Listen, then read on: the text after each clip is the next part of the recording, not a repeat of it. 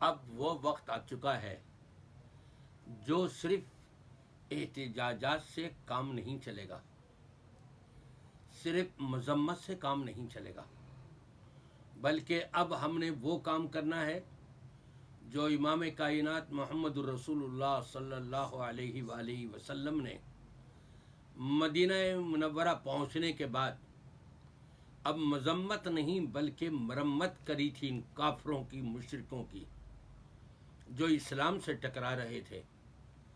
آج بھی آپ دیکھیں کہ سویڈن کے دارالحکومت میں برملا عام مسجد کے باہر اور عید الاضحیٰ کے موقع پر قرآن مجید کے ساتھ اس طرح سے کھلواڑ کیا گیا ہے جیسا کہ یہ فٹ بال سے کھیل رہا ہے بدماش۔ قرآن مجید کو جلایا گیا، قرآن مجید کی توہین کی گئی۔ اب ہم نے کرنا کیا ہے؟ توہین کی روک تھام کے لیے تمام اسلامی ممالک مشترکہ حکمت عملی اختیار کرتے ہوئے تمام اسلامی ممالک کے اندر سویڈش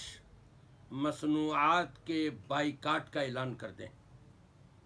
ان کی جتنی بھی مصنوعات ہیں سب کو جلا دیں ان کے سامنے،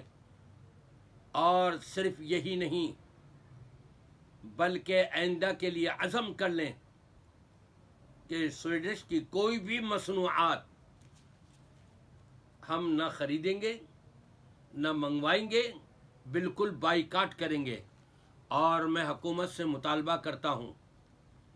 کہ حکومت کو چاہیے فوری طور پہ اپنا سفیر وہاں سے بلائے اور ان کا سفیر یہاں سے در بدر کرے، اس کو واپس بھیجے۔ اور صرف پاکستان ہی نہیں بلکہ اسلامی تمام ممالک کے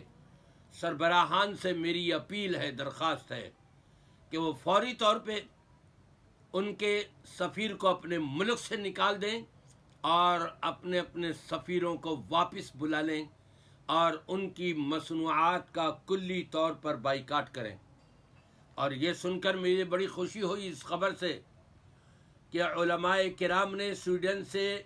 تعلقات ختم نہ کرنے پر، کہ اگر حکومتی سطح پر اس سے تعلقات ختم نہیں کیے تو پھر احتجاج کریں گے۔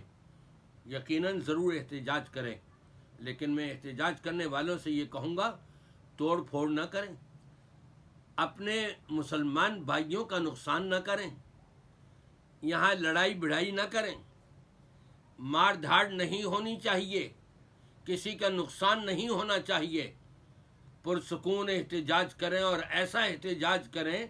کہ حکومت گھٹنے ٹیکنے پر مجبور ہو جائے اور اپنا سفیر فوری طور پہ بلا لے اور ان کا سفیر فوری طور پہ در بدر کر دے۔ سب مل کر کے تمام مسالک کے، تمام مذاہب کے علماء کرام سے درخواست ہے، سب مل کر کے صرف اتنا کر دیں آپ کہ آپ اپنے مدارس سے، اپنے مساجد سے لوگوں کو روڈوں کو پر لا کر کے بٹھا لیں، لیکن توڑ پھوڑ نہیں کرنی۔ اسی سے انشاءاللہ تعالی بہت